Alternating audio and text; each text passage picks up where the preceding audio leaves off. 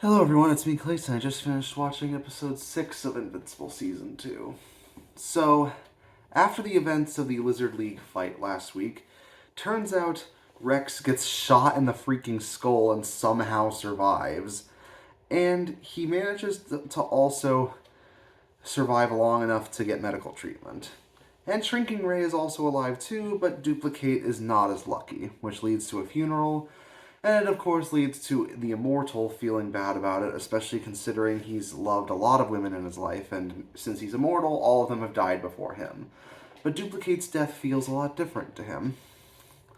Also, the Sequid problem is fixed, as Russ Livingston is saved and brought back to Earth.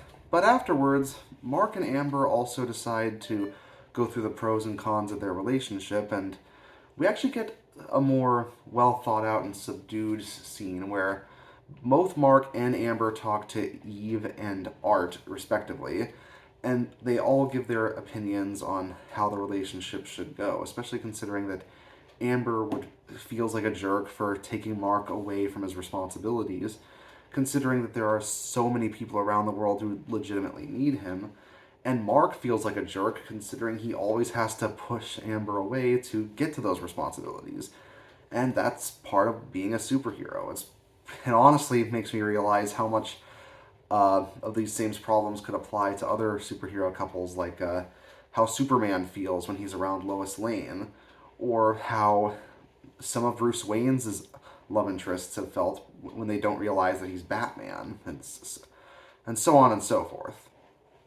It honestly feels like it's more well thought out than a lot of the romantic stuff that was done in season one, and I almost feel like this part was written to address some of the complaints of that. And honestly, given that lying and telling white lies were part of the reasons as to why a lot of the more controversial moments of the first season even happened, I can see what they were going for with this, and I honestly like the fact that their conversations do link up with each other at various parts. But Alan also heads to Earth in order to tell Invincible about Thetis being a Viltrumite, and also that he needs his help in order to end the Viltrumite Empire's reign of terror for good, to make sure that all the planets of the galaxy can actually live in peace again. Or at least peace until the next conquering race of aliens shows up. And ultimately, Nolan proves to actually be helping in a way that I didn't expect. You see, Nolan made these sci fi novels that Art happened to find.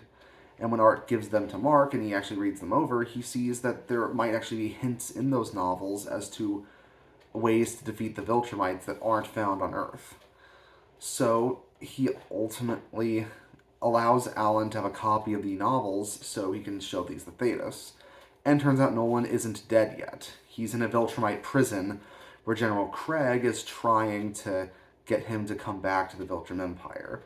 But Nolan is not breaking. So it feels apparently he has to be healed fully in order for the execution to even happen. They're a very honor based society, after all, and I guess killing their own kind is just something they don't do that often anymore.